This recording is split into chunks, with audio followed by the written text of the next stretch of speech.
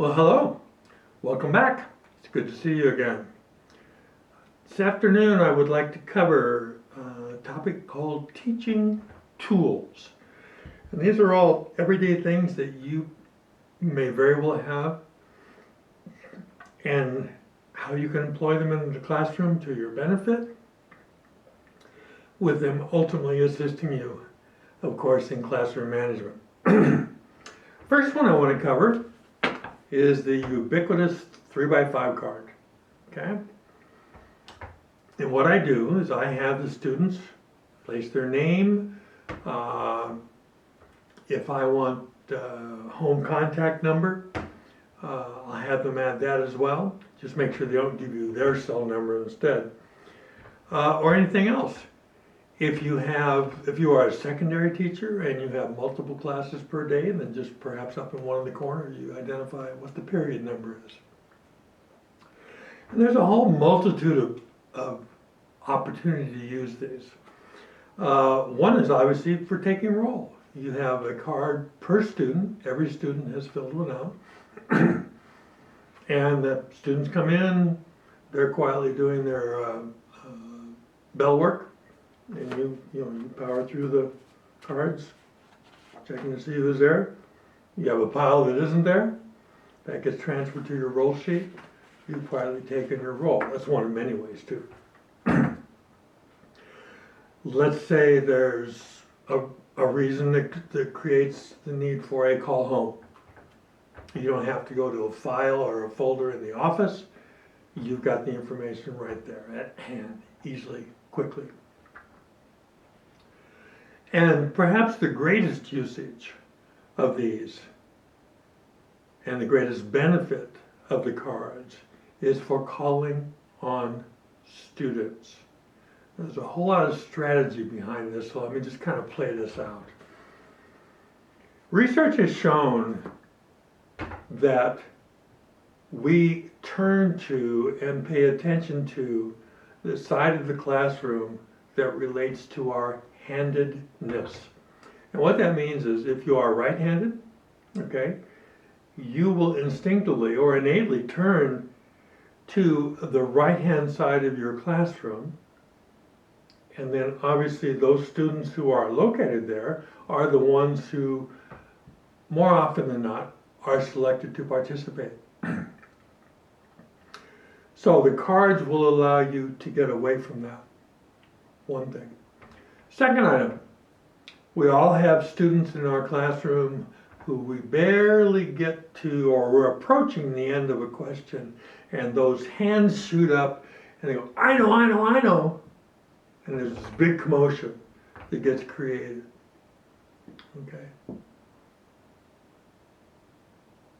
This will do away with that.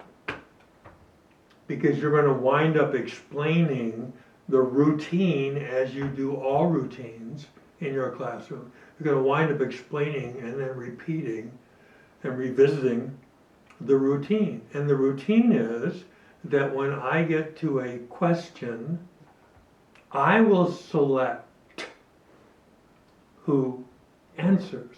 And I will select it by the name that's on the card. Becky Martinez. Becky? What are your thoughts on that question? I'm selecting it. So all that commotion that got created before, with the students jumping up or shouting out or whatever, is done away with. That disturbance, that distraction is done away with. Now, a strategy issue that's behind the scenes with this is that before, when you had students, perhaps the majority of students who don't raise their hands because they know that the 4 kids around the room are going to raise their hands, and they know that you'll probably call on 1 or 2 of those because they tend to always have the right answer. Those days are gone. Because as you work, as you have a question, you call on the next card. You get to the next question, you call on the next card, the next person, so that you have taken the control over who is responsible for answering away from the students. which means they have to pay attention because there's always a chance that they may be called on. And that increases your engagement, and that increases student attention to your delivery. Wow, isn't that what we're after? So, that's one thing you want to do. Now, your higher end kids will look to outsmart you with this because they're always looking for a way to shortcut your effectiveness. So let's say your first card up here is Juan Lopez, and you call on Juan for the question, and then you take Juan's card and you put it to the back because the whole point is to get through all of your cards so that everyone, by the end of the day, before lunch, whatever your parameter is, has participated. So, okay, Juan's a sharp kid. He knows this card is going to the back. So he figures, man, I can punch out now and do whatever I want to. Well, you're sharper than Juan today, right? Or as always, hopefully. And so you can always override what's in front of you. The students don't see whose name is up. So you come to the next question, you see that Juan's getting a little antsy back there. And you go, oh, Juan Martinez. And he does his double take. And you pursue your question. You ask the question in advance always, before you call on the student. So you can override it. You can bring a student back into being attentive if you sense that someone is wondering. So that's one of the many benefits to the system. 3x5 cards. Use them once you adopt the routine. You'll never set them down. You'll walk around the class with them, you'll put them in your pocket, whatever, and leave instructions with a sub to do the same thing. Second item, and I don't have mine with me because it's sitting in my bookcase in my office at school, is an old school wind-up kitchen timer. Okay? That has a bell ring or whatever at the end. You can set it usually for up to an hour. There really is not any activity that you discuss or set up during the day that doesn't have a discrete amount of time that you attach to it. Okay? Maybe you don't verbalize that, but you're thinking in your mind, okay, well, this should run 10 minutes, 15 minutes. Use your timer for every block of discrete time. Here's why. Your timer doesn't care what's going on at the end. If you're involved in a conversation with a student, or you've got a phone call from the office, or you've stepped over here to kind of resolve some issue, timer doesn't care. 3 minutes is set, 3 minutes it goes off, boom, it's time to move on. All right? You move on to the next activity. We're going to have 15 minutes of silent reading. At the end of that, we'll be taking a quiz on what you wrote. Ready, go. You set the timer. And it will keep you to those chunks of time that you're identifying and setting. And you'll be amazed at how much time is found in your day, because when you previously had said, okay, let's do this for about 15 minutes, well, the 15 minutes became 20 minutes, didn't it? The 20 minutes became 25 minutes. So you were constantly running over because there wasn't any yank back. Your timer will allow you in doing that. Bell work, independent work, silent reading, virtually anything and everything else. Group discussion, doesn't have to be a silent piece, it could be a group discussion, or you're going to work on a project, or we're rotating through learning centers. Use your timer. Use your timer. It's like a traffic light in the class. Stop, go, stop, go, stop, go. And it will assist dramatically in organizing you.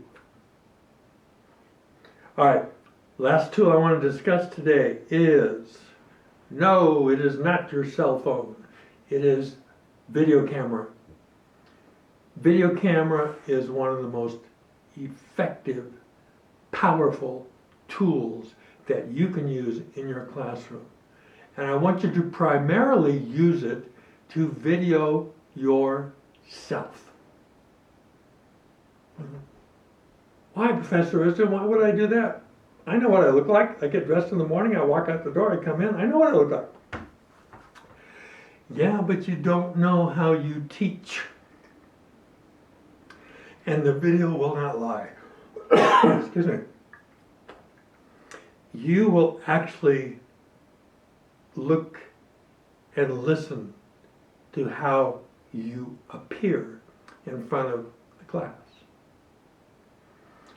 If you have some type of distracting gesture that you have assumed as a habit, you're going to see it. So if you run the videotape for 15, 20 minutes, you're probably going to see 2 or 3 of those. And you don't even realize you're doing it, but you'll see it. You'll hear how you sound to your students. If your voice is blasting, then you're going to hear that. If you have some type of inflection up and down in your voice, you'll hear that as well. If you have some type of irritating or annoying phrase that you use to begin or end every sentence, okay, well then, the video will capture that. Amend your ways. Benefit from what you're doing. And video it randomly throughout the day. Students don't even need to be aware of it, okay? Because you're viewing you. And I believe that there are little acrylic holders for your phones. You can just set your phone in, walk around. It doesn't need to track you. It's not that, we're not making it that sophisticated. But video yourself. It will assist you in professionalizing your presentation, your speech, perhaps even the way you dress, okay? And how you come across with, to, and as you interact with students. I use the video in my classroom constantly, and especially whenever there were student presentations. We videotaped every student presentation that was done throughout the year. And they knew that was part of their presentation. Not only did they need to get up in front of the room, but they were going to be videotaped. Now, all districts require that you have a parent release for that.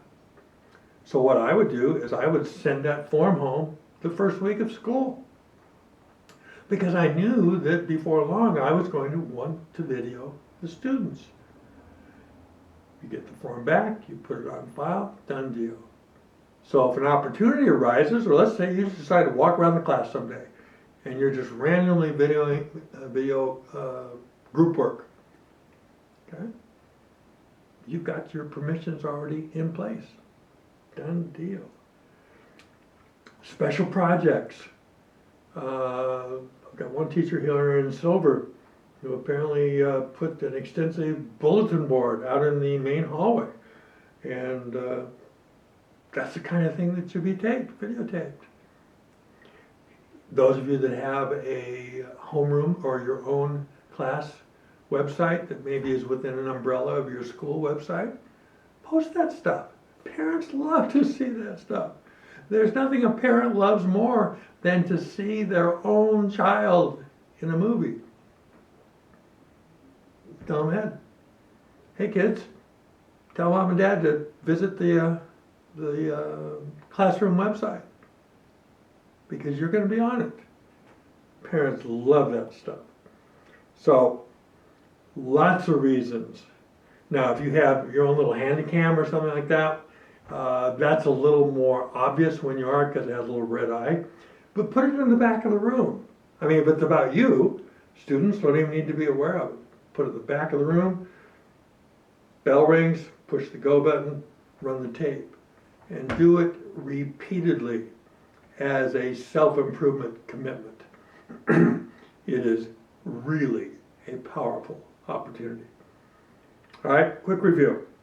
3 tools I want you to consider implementing in your classroom. And you can do all of these within the next 48 hours.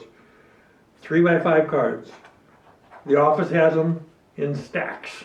They don't care whether you use them or not. Go in, grab a bundle of them. I think there's probably 200 or 300. You'll have enough for the rest of your career, and use them. Put student-specific information that you want to know. Make it work for you. Have the students fill them out. It'll take 5 minutes of classwork. Gets passed in. You've got a monitoring system for calling on students for whatever you need to do. Okay? 3x5 cards. Old school timer. Once you get it, you will find that virtually everything that you do that day or during the day can be timed. And it will keep it true to the time that you're going to allocate versus the time that you're going to try for. It will help you organize and be a better teacher. Lastly, video camera, phone, handycam, whatever you want to deal with. Use it to improve you. You do look and sound like that. The camera doesn't lie. Make how you look, make how you sound better, more professional and better. And then obvious uses whenever there's student activity. If you can post to a classroom website, fabulous. Okay? All right. That's it for the 3 tools. Let's get you back to class.